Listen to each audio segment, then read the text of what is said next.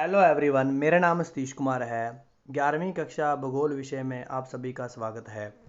हमारी पुस्तक चल रही थी भौतिक भूगोल के मूल सिद्धांत, फंडामेंट्स ऑफ ह्यूमन ज्योग्राफी, और चैप्टर नंबर 4 चल रहा है distribution of ocean and continents, महासागरों और महाद्वीपों का वितरण। तो चलिए हम चलते हैं सीधा टॉपिक के ऊपर जहां हमने लास्ट क्लास में छोड़ा था। नेक्स्ट जो हमारी थ्योरी है प्लेट विवर्तनिकी सिद्धांत, प्लेट टेक्टोनिक थ्योरी। यहाँ आगे प्लेट शब्द जरूर लिखना चाहिए था जो नहीं लिखा गया है यहाँ पर। तो प्लेट विवर्तनिकी सिद्धांत है। तो सबसे पहले अगर हम बात करें, ये थ्योरी हैरी हेंस नाम का आदमी है, ये प्रोफेसर हैरी हेंस 1960 में इसने जो है एक थ्योरी दी थी जिसका नाम दिया गया प्लेट विवर्तनिकी सिद्धांत। और ये सागर नित्तल प्रसरण सिद्धांत जो सी फ्लोर स्प्रेडिंग थ्योरी के ऊपर बेस्ड है, और काफ़ी हद तक इस थ्योरी के माध्यम से वैगनर की थ्योरी को जो है उनके भिन्न प्रकार के जो क्वेश्चनिंग है उनकी आलोचना जहाँ पर की जा रही थी उनकी थ्योरी की, तो इस थ्योरी के माध्यम से उनको आंसर दिए गए। और अगर हम बात करें, सबसे पहले प्लेट शब्द का जो इस्तेमाल है सबसे पहले टूजो विल्सन ने किया था। और प्लेट पृथ्वी की बाहरी जो परत है उसके कठोर भाग के लिए इस्तेमाल होने वाला शब्द है। जो पृथ्वी की भूक्रस्ट है उसका जो कठोर भाग है उसी को ही क्या कहा गया है, प्लेट कहा गया है। और प्लेट शब्द का सबसे पहला इस्तेमाल टूजो विल्सन ने किया था। 1 नंबर का क्वेश्चन आ सकता है। इसके अलावा प्लेट विवर्तनिकी सिद्धांत के ऊपर मैकेंजी, पार्कर और मॉर्गन, इन लोगों ने भी अपने जो है काफ़ी जो योगदान दिया है, फिर जाके बना है प्लेट विवर्तनिकी सिद्धांत। ये थ्योरी कुछ नहीं है, बहुत सारे विचारकों की एक संयुक्त बात को लिखा गया है जिसको हैरी हेंस ने लिखा है, और एक संयुक्त तरीके से एडजस्ट करके इस थ्योरी को बनाया गया है। और इस प्लेट टेक्टोनिक थ्योरी में क्या कहा गया है, जो लिथोस्फेयर है, जो हम भूक्रस्ट जिसे कह देते हैं, लिथोस्फेयर है जो ऊपरी मेंटल को और जो क्रस्ट है को मिलकर बनता है। इसमें इसके ऊपर बड़े बड़े जो चट्टान के टुकड़े हैं, जो अनियमित भूखंड हैं, वो तैर रहे हैं। और ये भूखंड महाद्वीपीय और महासागरीय सतह से मिलकर बने हैं। और इसके अलावा जहाँ ये मंडल दोनों, जहाँ पर लिथोस्फेयर ख़त्म होता है उसके नीचे कुछ जो है पिघली हुई अवस्था में चट्टानें हैं जिसे दुर्बलता मंडल या अस्थिनोस्फेयर कहा जाता है। तो आगे हम बताएंगे आपको आगे स्लाइड में किसे अस्थिनोस्फेयर या दुर्बलता मंडल कहा जाता है। तो इसी के ऊपर ही प्लेट जो है वो गतिमान होती है। इसके अलावा स्थल मंडल में प्रॉपर्टी और ऊपरी मेंटल यहाँ पर बता ही रखा है। ये दोनों शामिल है जिसे लिथोस्फेयर या स्थल मंडल कहेंगे, जिसमें ऊपर वाला भू प्रॉपर्टी का और ऊपरी मेंटल का हिस्सा, ये दोनों शामिल है। और अगर हम इसकी मोटाई की बात करें तो 5 से 100 किलोमीटर इसकी मोटाई है। महासागरों में ये आपको 5 से 100 किलोमीटर की मिलेगी और महाद्वीपीय भागों में ये 200 किलोमीटर के आसपास मिलेगी। इस डायग्राम के माध्यम से आप इस चीज़ को अच्छे से समझ पाएंगे। ये ऊपर वाली भूक्रस्ट है, ये क्या है, भूक्रस्ट है। और इस लाइन से कलर चेंज कर लेता हूँ ताकि आपको समझने में आसानी रहे। तो ये वाला जो हिस्सा है इससे ऊपर वाला, ये ऊपरी जो है मेंटल है, इसे अपर मेंटल कहा जाएगा ये वाला। और ये कंप्लीट पोर्शन को क्या कहा जाएगा, लिथोस्फीयर, स्थल मंडल कहा जाएगा। और ये वाला जो पोर्शन है, कल एक बार फिर से चेंज कर लेता हूँ, ये वाला जो पोर्शन है, इस वाले पोर्शन को क्या कहा जाता है, अस्थिनोस्फीयर कहा जाता है। इसके ऊपर ये प्लेटें हैं और ये स्वतंत्र रूप से घूम रही हैं, और इनके घूमने का जो प्रोसेस है, ये पृथ्वी के भीतर जो स्वयं धाराएं बन रही हैं, ये कारण है जिसकी वजह से ये प्लेटें मूवमेंट करती हैं। ऐसा आपने सी स्प्रेडिंग थ्योरी में भी स्वयं धारा सिद्धांत में पढ़ा है। इसके अलावा अगर हम बात करें प्लेटों के प्रकारों की, तो प्लेटों के प्रकार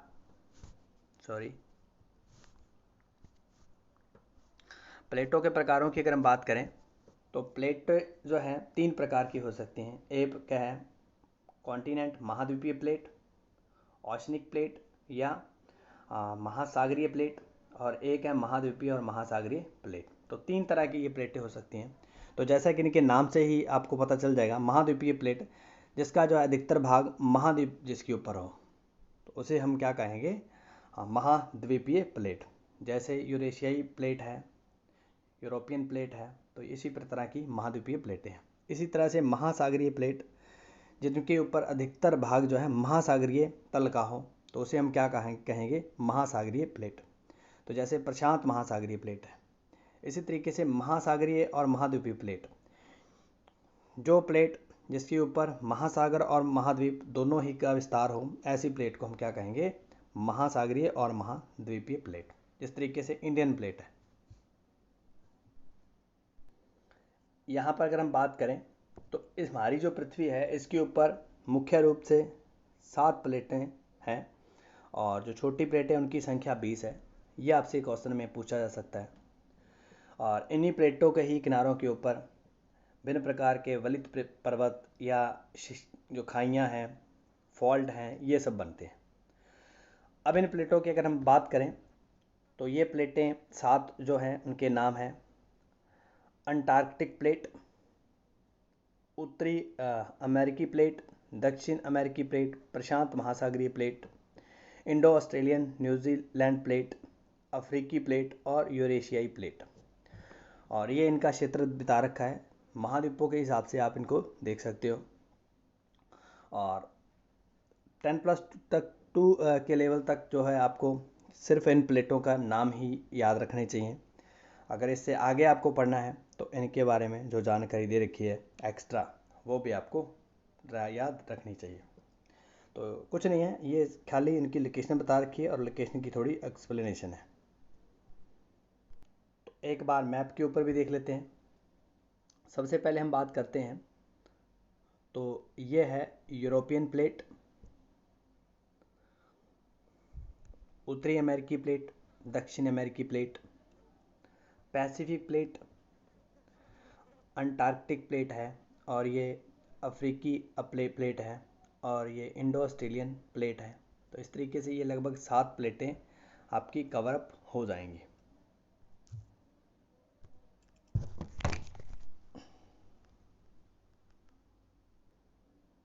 इसके अलावा आपको कुछ छोटी प्लेटों के भी नाम याद रखने चाहिए जो अक्सर एग्ज़ाम में पूछे जाते हैं। जैसे हम बात करें काकोस प्लेट, ये प्लेट मध्यवर्ती अमेरिकी और प्रशांत महासागर के बीच में अवस्थित है। नज़का प्लेट, यह दक्षिण अमेरिका और प्रशांत महासागर के बीच की प्लेट है। अरेबियन प्लेट, ये आपको अधिकतर अरब जो प्रायद्वीप है इनमें जो है अधिकतर भाग इस प्लेट के ऊपर मिलेगा। फिलीपीन प्लेट जो है आपको एशिया महाद्वीप और प्रशांत महासागर के बीच में मिलेगी। कैरोलिन प्लेट, ये आपको न्यू गिनी के उत्तर में फिलियन और इंडियन प्लेट के बीच में मिलेगी। और इसके अलावा फ्यूजी प्लेट जो आपको ऑस्ट्रेलिया के उत्तर पूर्व में मिलेगी। इसी तरह अगर हम बात करते हैं प्लेट के मार्जिन की, प्लेट के किनारों की, तो प्लेट के किनारे 3 तरह के हो सकते हैं। तो उसमें जो पहला है अपसारी सीमा या रचनात्मक प्लेट किनारा, डाइवर्जेंट बाउंड्री और कंस्ट्रक्टिव प्लेट मार्जिन। तो कोई भी नाम आपके सामने आ सकता है। तो नाम मैंने दोनों ही यहाँ पर लिख दिए हैं। तो डाइवर्जेंट मतलब बांटने वाला, अब एक दूसरे से दूर जा रहा है। तो जब नीचे से इस प्रकार से दो प्लेटें एक दूसरे से दूर हटती हैं, तो ऐसी स्थिति की जो प्लेट का जो किनारा बनेगा उसे हम कहेंगे अपसारी प्लेट या रचनात्मक प्लेट किनारा। अब इसमें होता क्या है, नीचे से इस पोर्शन से नीचे से नई ज़मीन बाहर आती है और नीचे की फोर्सेस से इस तरीके से दोनों तरफ प्लेटें एक दूसरे से दूर जाने लगती हैं, और जो बीच का खाली स्थान है उसको भरने के लिए नीचे से नई भूमि बाहर आती है। इसीलिए इसे क्या कहा जाता है, नई भूमि बनने की वजह से इसे रचनात्मक किनारा कहा जाता है। तो ये कंस्ट्रक्टिव प्लेट मार्जिन है, जब प्लेट जो है एक दूसरे से दूर जाती है तो नीचे से लावा बाहर आता है और जम जाता है और नए प्रकार के क्षेत्र का निर्माण होता है। अब सारी सीमा का सबसे अच्छा उदाहरण आपको मध्य अटलांटिक कटक में मिलेगा,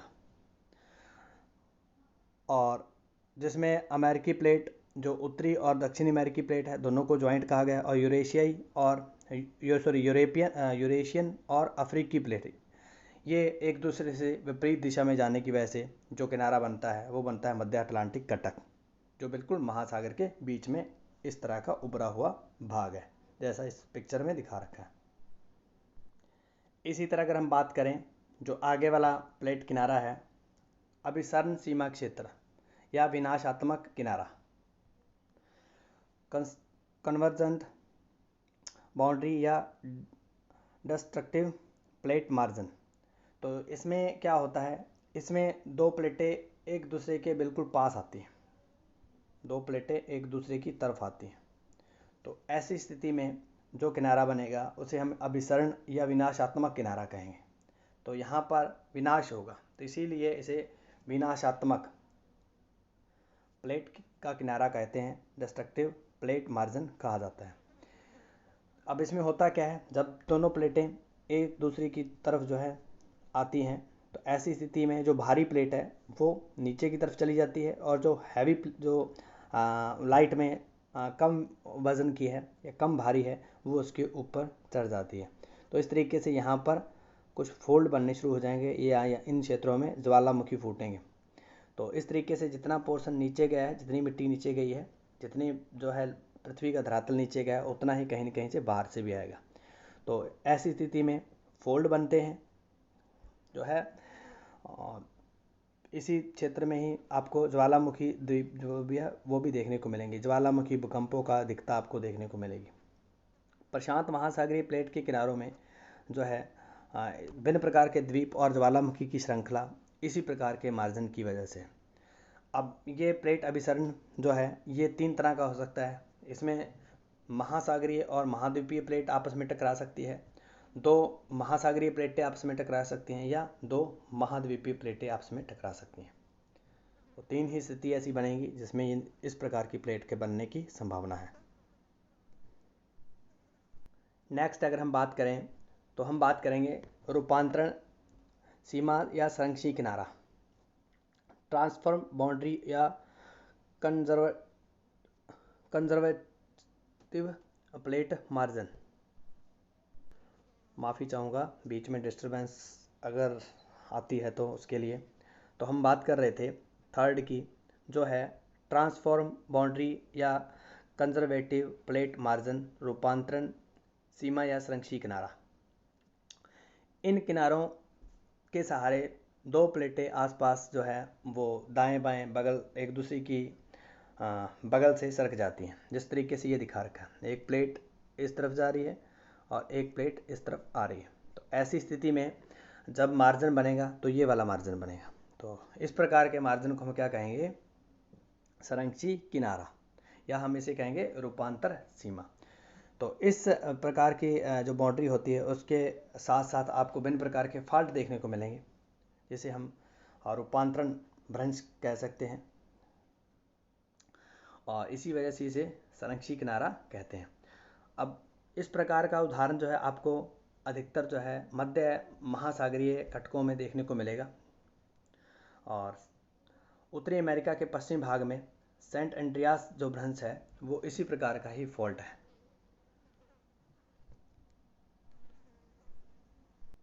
आगे अगर हम बात करें तो प्लेट प्रवाह दर की अगर हम बात करें रेट्स ऑफ प्लेट मूवमेंट। तो अक्सर देखा गया है जो प्लेटों के प्रवाह है उसमें काफ़ी ज़्यादा विभिन्नता देखने को मिलती है। प्लेट की दर समय और स्थान के संदर्भ में परिवर्तनशील रहती है। अब आर्कटिक कटक की जो प्रवाह दर है वो आपको देखने को मिलेगी, जो वैज्ञानिकों ने नोट की है 2.5 सेंटीमीटर पर ईयर के हिसाब से इसमें मूवमेंट हो रही है। इसी तरीके से ईस्टर्न द्वीप के निकट पूर्वी प्रशांत महासागरीय उभार जो चिली से लगभग 3400 किलोमीटर पश्चिम की ओर दक्षिणी प्रशांत महासागर में है, इसकी प्रवाह दर जो है लगभग आपको 5 सेंटीमीटर प्रति वर्ष देखने को मिलेगी। तो इनके प्रवाह की जो दर है उसमें आपको अंतर देखने को जरूर मिलेगा और काफ़ी ज़्यादा विभिन्नता मिलेगी जब दो प्लेटें मूवमेंट कर रही होती हैं, और समय और स्थान के दर में ये परिवर्तनशील रहती हैं।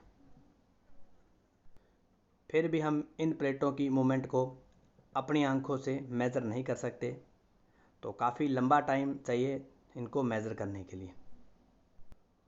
अगर हम प्लेट की मूवमेंट की बात करें तो इसके लिए कौन कौन सी फोर्सेस काम कर रही हैं, तो इसमें मेनली जो संवहन प्रवाह है, कन्वेंशनल जो सेल बनते हैं जिस तरीके से ये बन रहे हैं, तो इस प्रकार के सेल इसके लिए जिम्मेवार हैं। ये सेल के माध्यम से ही प्लेटें मूवमेंट करती रहती हैं। और पृथ्वी के भीतर भिन्न प्रकार का रेडियोधर्मी पदार्थ है, और जो थोड़े से तापमान के मिलने के बाद उनके मॉलिक्यूल का साइज़ बढ़ जाता है।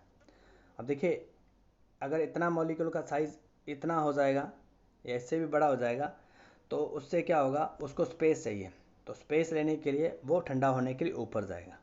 तो इस तरीके से जब यहाँ इनकी जो एनर्जी है वो रिलीज़ हो जाएगी ऊपर जाने के बाद, तो ये सेम ही मॉलिक्यूल वापस अपने साइज़ के अकॉर्डिंग नीचे आ जाएगा। तो इस तरीके से ये सेल बन जाते हैं पृथ्वी के जो मेंटल पोर्शन में। तो यहाँ पर इसी प्रकार के जो सेल बनते हैं इसी को बोलते हैं कन्वेंशनल सेल या संवहन प्रवाह। तो इनके बीच में भिन्न प्रकार का रेडियोधर्मी पदार्थ है जो ऊर्जा को अवशोषित कर लेता है और ऊपर जाके छोड़ देता है, जिसकी वजह से भिन्न प्रकार की प्लेटों के बीच में मूवमेंट होनी शुरू हो जाती है। तो इसी को ही प्लेट विवर्तनिकी सिद्धांत में और महासागरीय अर्धसरल विस्तार में जो है मेन प्लेटों के संचलन का मुख्य कारण बताया गया है। आगे हम जानते हैं इंडियन प्लेट के बारे में। इंडियन प्लेट की मूवमेंट जो है, जो भारतीय प्लेट है, इसकी मूवमेंट की हम चर्चा करते हैं। तो सबसे पहले बात करते हैं पैंजिया की। तो पैंजिया एक जो आपने वैगनर की थ्योरी में पढ़ा था, एक बहुत बड़ा जिसमें सारा का सारा लैंड एरिया ज्वाइंट था, उसी को ही क्या कहा गया, पैंजिया। और एक था पैंथलसा, जिसे महासागरीय संपूर्ण महासागर को महासागरीय भाग को पैंथलसा कहा गया। तो लगभग जब संपूर्ण पृथ्वी जुड़ी हुई थी तो जो ऑस्ट्रेलिया का जो तट है उसके साथ और अफ्रीकी प्लेट के साथ इंडिया जो है कनेक्ट था, और लगभग 22.5 करोड़ वर्ष पहले टेथिस सागर एशिया से इंडिया को अलग करता था, और धीरे धीरे इंडियन प्लेट उत्तर की तरफ जो है वो पैंजिया से अलग होने के बाद खिसकने लगी। और लगभग 4 से 5 करोड़ वर्ष पहले 4 से 5 करोड़ वर्ष पहले 4 से 5 करोड़ वर्ष पहले इंडियन प्लेट जो है ये जो यूरेशियाई प्लेट है, जो एशिया और यूरोप की जॉइंट प्लेट है जिसे यूरेशियाई प्लेट कहते हैं, इसके साथ टकराती है। और टकराने की वजह से जहाँ पर इनका कोलिजन होता है, यहाँ पर इनकी टक्कर होती है, वहाँ पर एक पर्वत बन जाता है जिसका नाम है हिमालय पर्वत। तो इस तरीके से ये वाले हिस्से में हिमालय पर्वत का आज वर्चस्व है। तो ये इंडियन और ये यूरेशियाई प्लेट के साथ टकराने के का परिणाम है। और एक बात और, जब ये इंडियन प्लेट थोड़ा पीछे थी तो बीच में एक सागर था जिसका नाम यहाँ पर था टेथिस सागर। क्या नाम था? टेथिस सागर। इसमें इसका नाम दिया गया है, ये रहा टेथिस सागर। तो इस हिस्से में आपको टेथिस सागर देखने को मिलेगा।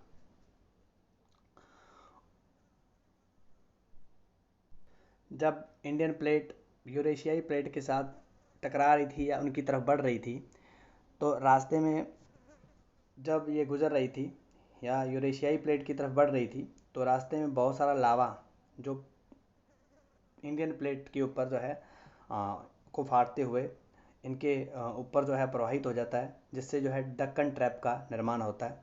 इस जगह पर एक ट्रैप बनता है जिसे दक्कन ट्रैप कहा जाता है, उसका निर्माण होता है। और इसी तरह से ही जब ये इंडियन प्लेट यूरेशियाई प्लेट के साथ टकराती है तो उनकी वजह से हलचलें उत्पन्न होती हैं और इंडियन प्लेट के ऊपर भिन्न प्रकार की दरारें पड़ जाती हैं, जिनमें आज प्रसिद्ध जो है नदी घाटियाँ आपको देखने को मिलेगी प्रायद्वीपीय भारत में। तो वो दरार भी इसी टकराव का ही परिणाम था। तो ये चैप्टर में इतना ही। पढ़ते रहिए, खुश रहिए, स्वस्थ रहिए। आज के इस लेक्चर में इतना ही।